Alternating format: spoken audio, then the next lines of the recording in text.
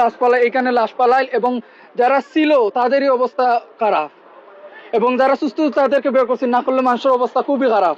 কারণ দীক্ষা পুরো অবস্থা খারাপ হয়ে যায় মানুষের। প্রতিটি সিটে রয়েছে রক্তের দাগ, অনেকের মগজ পড়ে আছে, গড়ি পড়ে আছে, জুতা পড়ে আছে, কারো কাপড় পড়ে আছে, যার যেটা ছিল সেগুলো আসলে পড়ে রয়েছে। মানে একটা বিভৎস অবস্থা আসলে। প্রতিটা সিটে লাশ ছিল, এখানে 2টা লাশ ছিল, কোনো রকম মানুষ বের করতে হবে। তারপর আমরা যারা সুস্থ তাদেরকে বহুত কষ্ট করে বের করছি আমি এখান থেকে। আর সবাই ভিডিওর জন্য, কিন্তু ভাই আমি চাইলে পারি, কিন্তু আমার সামনে যে এত বড় ঘটনা আমি কিভাবে ভিডিও করি? আগে তো আমার মানুষ বাঁচানো ফরজ।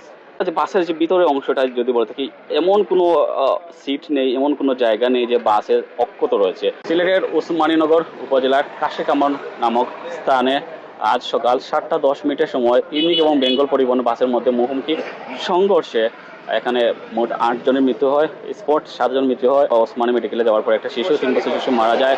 তবে যেখানে প্রত্যক্ষদর্শীরা ছিলেন তাদের বর্ণনা মোতাবেক এখানে যখন দুর্ঘটনা ঘটে তখন আসলে অনেক লোকই ভিড় করেছিল, কিন্তু কেউ সাহায্যের জন্য হাত বাড়ায়নি। সবাই আসলে সেলফি তুলছে, ভিডিও করতেছিল, টিকটক বানাচ্ছে, এরকম কাজে ব্যস্ত ছিল।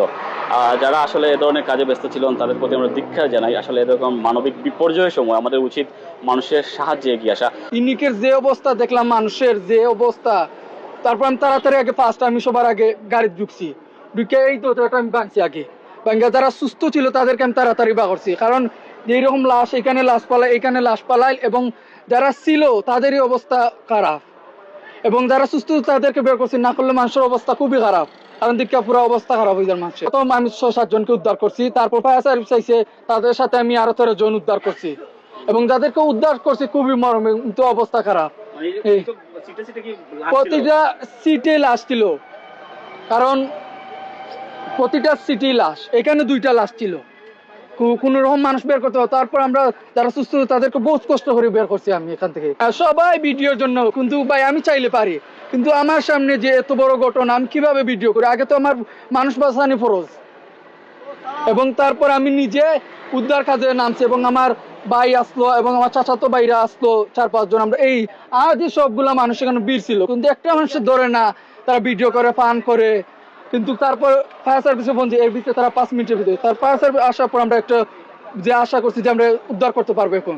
তারপর ফায়ার সার্ভিস আসার পর আমরা যারা কিছু ভালো ছিল, যেমন অবস্থা খুবই অবস্থা খারাপ, তাদেরকে আমরা তাড়াতাড়ি বের করছি, বের করিয়া ফায়ার সার্ভিসের গাড়িতে উসমানিতে আমরা তাড়াতাড়ি পাঠাইছি এবং যারা মৃত ছিল তাদেরকে আমরা আস্তে আস্তে, প্রাইভেট সার্ভিস ছিল আমাদের সাথে, তারপর আমরা আস্তে আস্তে উদ্ধার করে তাদের লাশ আমরা ঢুকাইছি।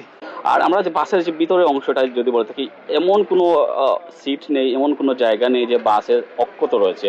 মানে সহায়সায় অনায়াসে বলা যায় যে একটা বাসের মধ্যে কত দূরে আঘাত লাগলে এ ধরনের দুর্ঘটনা ঘটতে পারে। যেখানে আমরা ভিডিওর মধ্যে একটা দেখেছিলাম যে ইউনিক পরিবহনের বাসের মধ্যে যে আঘাতটা লেগেছিল সেটা খুবই জোরালোভাবে লেগেছিল। এই আঘাতের ফলে ইউনিক বাসটি পাশের যে জমি ছিল সেই জমিতে পড়ে যায় এবং সেখান থেকে ফায়ার সার্ভিসের উদ্ধারকর্মীরা তাদেরকে লাশগুলো উদ্ধার করে থাকে। এখানকার প্রতিটি সিটে রয়েছে রক্তের দাগ, অনেকের মগজ পড়ে আছে, গড়ি পড়ে আছে, জুতা পড়ে আছে, কারো কাপড় পড়ে আছে, যার যেটা ছিল সেগুলো আসলে পড়ে রয়েছে। মানে একটা বিভৎস অবস্থা আসলে ঘটে। যে কথা বলতেছিলাম, বারবার এই এলাকায় দুর্ঘটনা ঘটে, এটার কারণ আসলে অনেকটাই বলতে চাইলেন সরু রাস্তা। সব সময় মানুষ এই রাস্তা দিয়ে যারা গাড়ি চালায় তারা আসলে খুব স্পিডে চালায়, একদম সোজা রাস্তা ফুল স্পিডে চালায়। সেই স্পিডে চালার কারণে মূলত এই দুর্ঘটনা ঘটেছে, যেটা মূলত হচ্ছে সেটা ওভারটেকিং এর কারণে।